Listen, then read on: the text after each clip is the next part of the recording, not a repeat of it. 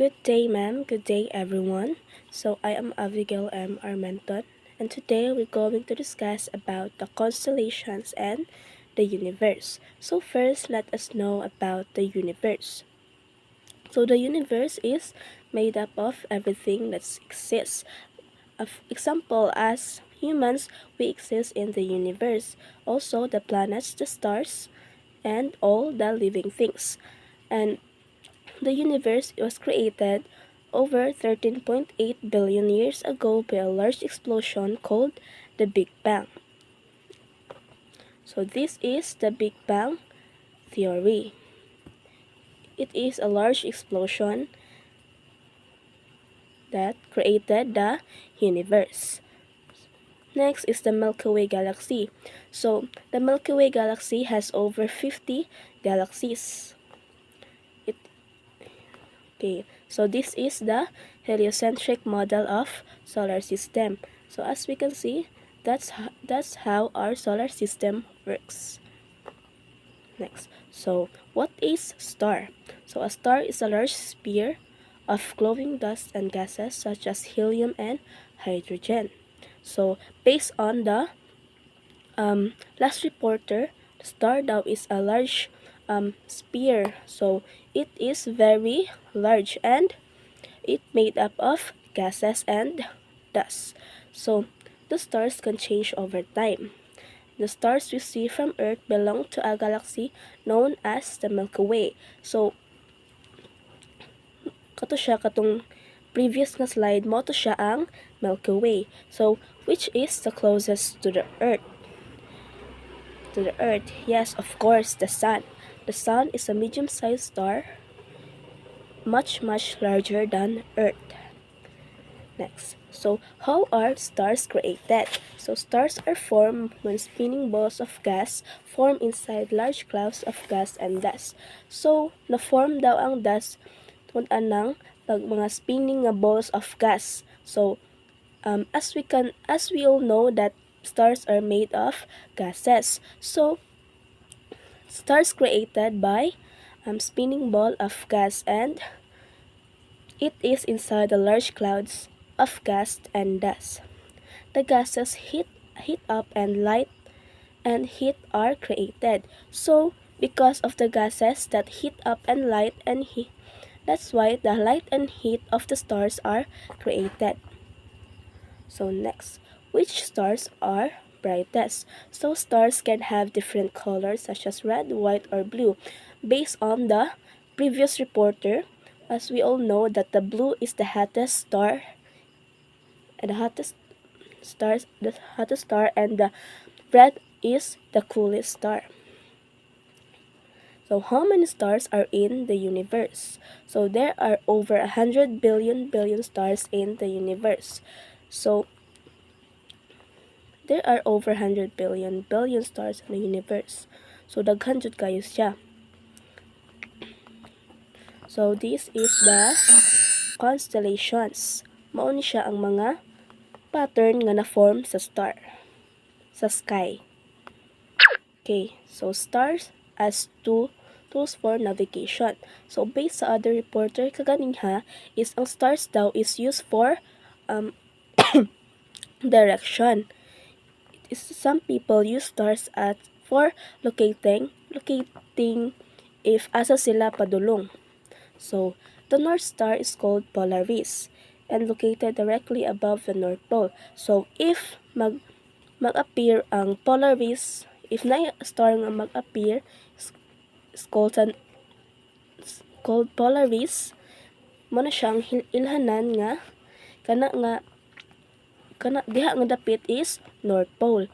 This star appears in the same place every night all year long. So kana nga star is diha ra gyud na siya. Same place every night all year long. So the northern hemisphere, if you find Polaris, you will be able to tell which direction is north. So if makakita kag Polaris, so diha nimo mabalaan nga diha gyud ang north. So the southern hemisphere does not have a star to help its pole. Instead, it has what is known as Southern Cross. So kaning Southern Cross nag-consist siya og 4 ka bright stars and the dimmer ones. Kaning dimmer ones is katuni siyang mga gagmay-gagmay, but it has 4 bright stars.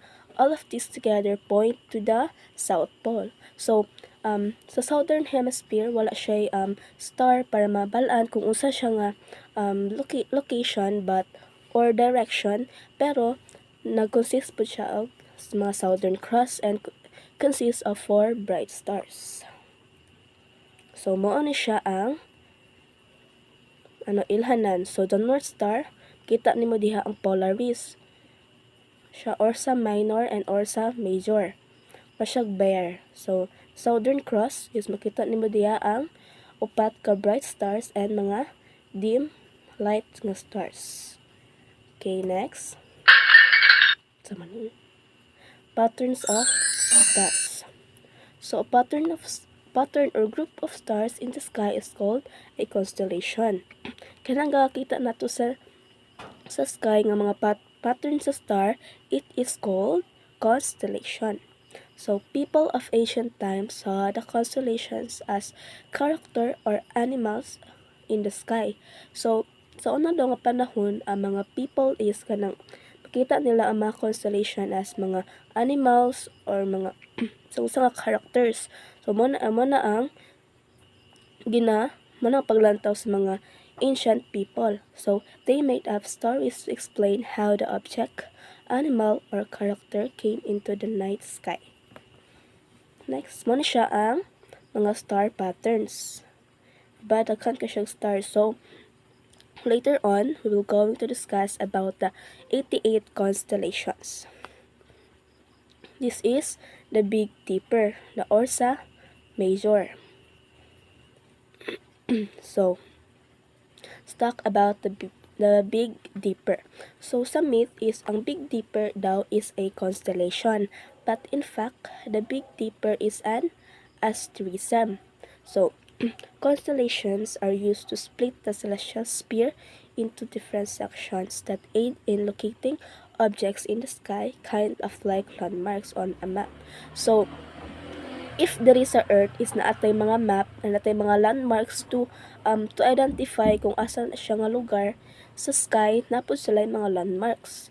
Kanang constellation is mao na ilahang landmarks. So, an asterism, on the other hand, is a popular grouping of stars easily recognized by the casual star observer.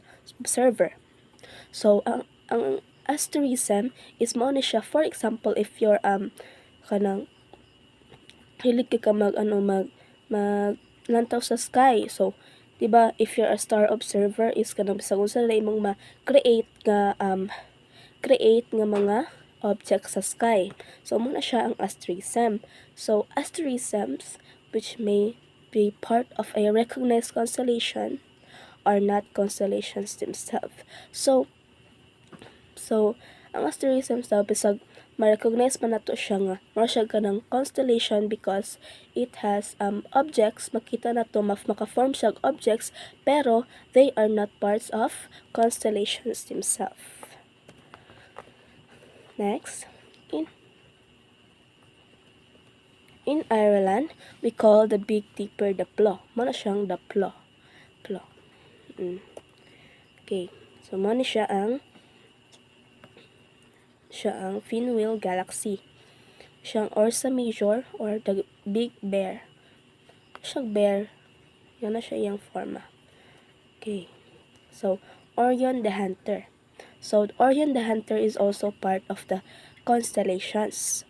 So, this constellation was named after the Greek hunter Orion and is one of the largest groups of stars in the sky. Orion is in the shape of a man holding a bow and is still recognizable by the row of 3 bright stars that make up the belt.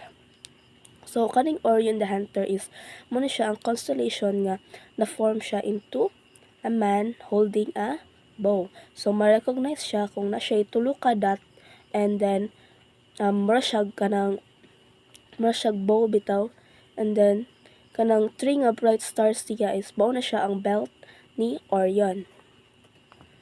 Mao na siya ang forma sa no, masyag ga-arrow. Okay, the three bright stars masyag ga-represent sa belt ni Orion. Next is Taurus. So Taurus is located in the northern hemisphere directly above Orion. So kung sa Taurus is na siya sa babaw ni Orion. And located siya sa northern hemisphere. The Greeks saw this constellation as a bull. So, bull law ang paglantaw sa mga Greek sa Taurus. Masyag, ano ba? Yes, bull. So, Taurus is one of the 12 constellations that make up the zodiac.